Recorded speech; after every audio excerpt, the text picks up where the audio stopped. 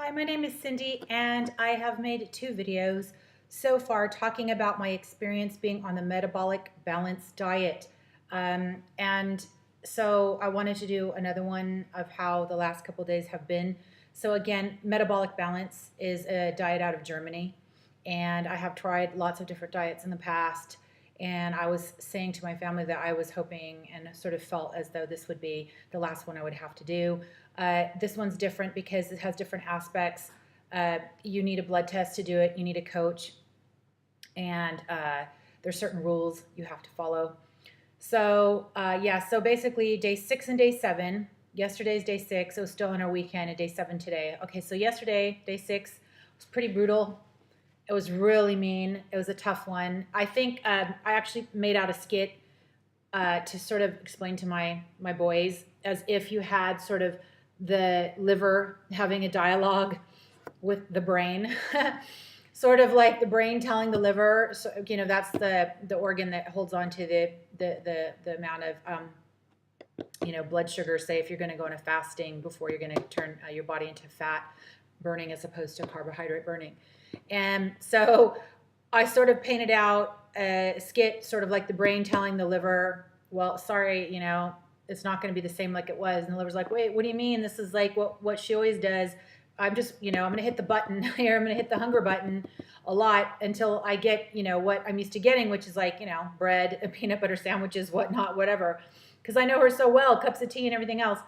And she's not doing it. And the brain's like, I told you that we can't do that anymore. And we're going to start a way of eating. And the liver's like, no, it's not. I'm the boss. And you just think you're the smart guy. And the brain's like, no, I'm telling you, this is going to change. And they were getting sort of like in a debate about it. And then, my sons asked me, what do the other organs think about it? And then we just got in this little skit about what the organs would say, like with the heart and the blood cells and the pancreas and whatnot. Speaking of pancreas, I'll talk about something about that a little bit later, just on that note. But so to explain why, this change, maybe that day 6, the pain, I don't know how to describe it. If any of you, anyone who's on a diet and then you get those hunger pangs that nothing's curing it. And I literally had to just go to bed, and it was a washout day for me. Like, literally the only thing that gave me comfort was being in a bed with one of those really soft blankets and watching a few videos on YouTube to literally get me through. It's one of those situations because you have 5 hours you got to eat, and it's like literally after an hour and a half, you're famished. You're just absolutely famished, and it's so painful. And then it didn't just stop there. So between breakfast and lunch, and it was between lunch and dinner, it was the same thing, and it was just agony. And then what happens is when you have the 5 hours in between, tended to find that the last hour was absolute agony, and you're watching the clock, you're like, okay, 45 minutes, 10 minutes, and it's just absolute agony. I know I keep saying that, but that's really what it felt like. It just felt so painful, and like I couldn't function at all. And I was about ready to write to my coach saying, look, is this normal that you have, I'm having such extreme hunger? And I had looked on other resources, like trying to see, and I think they were saying somewhere that if you're experiencing such hunger like that, like something actually is wrong. But then luckily today, and I do say luckily, it was a lot more manageable. So maybe like, again, the body's saying, okay, fine, like, I resigned to the fact that this is now what we're doing, and I'll stop hitting the like hunger button, the elevator, for the the room service, like hitting the button for the room service or whatever. No, it's not going to come today, and it's not, it's not going to be like that anymore. It mustn't be like that anymore. Cannot. So that's kind of what we said, and it would be sort of nice, like if I was really had the resources, it would be nice to make a cartoon, or my boys said we should make like an animation about that. So that's kind of like the kind of process when people go on a quote unquote diet. So yeah, a lot of extreme hunger on day 6. Day 7, it subsided somewhat. It wasn't, just that, the actual hunger pangs, they call it, wasn't as bad today. So I was able to get out of the house and do stuff. And obviously I've always thought that keeping busy was going to be helpful. But I went to the mall today if my boys were on school holiday. So we went to the cinema, and then I also went to the doctor. And as I live in the desert with a lot of sun, I basically am taking a lot of just general precautions on health, and went to see sort of like get moles checked out, like they call it mole mapping. So that, the dermatologist looks to make sure that there's nothing suspicious there, and then they I think they end up mapping it so that if you do live in a really super sunny climate, they can see if anything new has arrived or whatnot.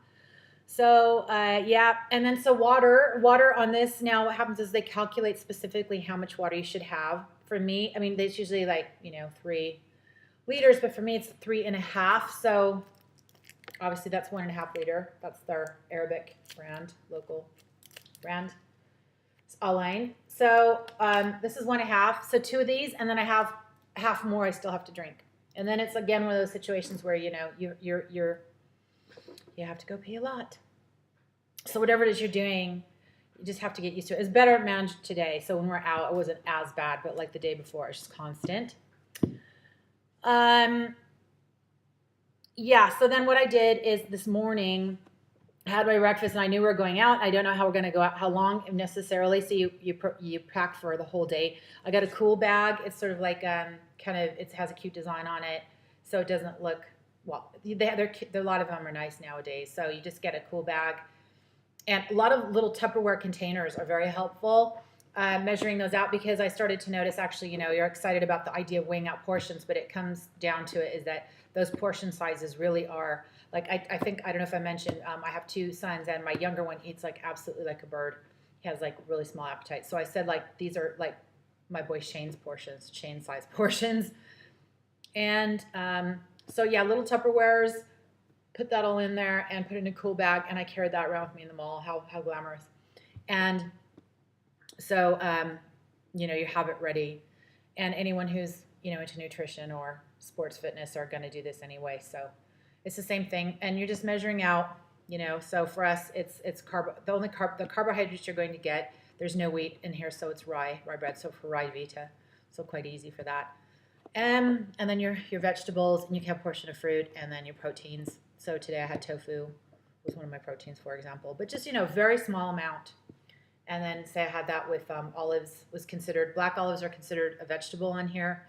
And with, what do you call it? Broccoli. Yeah, that's just an example of one meal. So a little bit of tofu, broccoli, and black olives, your rye vita, and then your fruit portion. So I think it's like, for me, it's a nectarine half. If it's lunch and dinner, you literally half that portion. If it's in breakfast, you can have a full portion. So very small portions, and then it is just, okay, there's not like a lot of joy in eating. And at one point yesterday, I was so angry thinking, oh, this is how you have to live life. This is life, okay? This is life, right? This is miserable, but it has to be done. And yeah, so yesterday I did stay in bed watching videos, and the things I did watch was, I think there's a person, well, again, it's from Germany. So one of, I don't know how old the video was, but it was like one of the representatives from Germany who's a nutritionist. She had, I think Vera Jamin was her name, and she has a lot of qualifications in nutrition, sports nutrition, I think it was, and was doing a presentation talking more about more exactly how it works, and actually graphing it out and showing that in between those times, so those 5 hours, that's the only time that that fat burning is happening. It's showing like a dip, and then levels out, and then a dip again, and that's talking about insulin. And one of the most interesting points that she was mentioning about that is, when you have this excess of insulin in your system, it's not only is it blocking fat burning, but it's blocking all these other hormones, like all the rest of them, a long list, really desirable hormones, like say human growth hormone, for example. I think, if my understanding of human growth hormone is our aging, and our regeneration, cell regeneration and aging, it's involved with that. What other hormones? I wish I should have written them down, and maybe I'll have a look at them again. But a lot of these really big other hormones get blocked. So what happens is insulin becomes the number one chief head honcho there. And if he's operating, like, none of the others can really do their job. And then I think, then obviously if you have type 2 or metabolic syndrome of type 2, obviously you're not getting your nutrition to the cells. You're not getting the nutrition you should have. So what happens is with these foods, I think she was talking about how the tests you get are actually giving you foods that your body does actually need the nutrition from those foods, from those actual, how do you say, those foods, those nutrients it actually really needs. Then obviously a multivitamin was advised. Now I just got a cheap and cheerful one from, here we go, from Holland & Barrett. Really simple, one a day. I have a whole cupboard full of independent supplements, like vitamin B on its own. Let me think, iron on its own. A lot of different ones because, for different things. But I thought in this case, let's just get a one-off, very simple one-off multivitamin was recommended. Here we go. So this was like 80 dirhams at Holland & Barrett. Very quite cheap and cheerful and easy. I have that on my dinner at night. I take one of those a day. What else?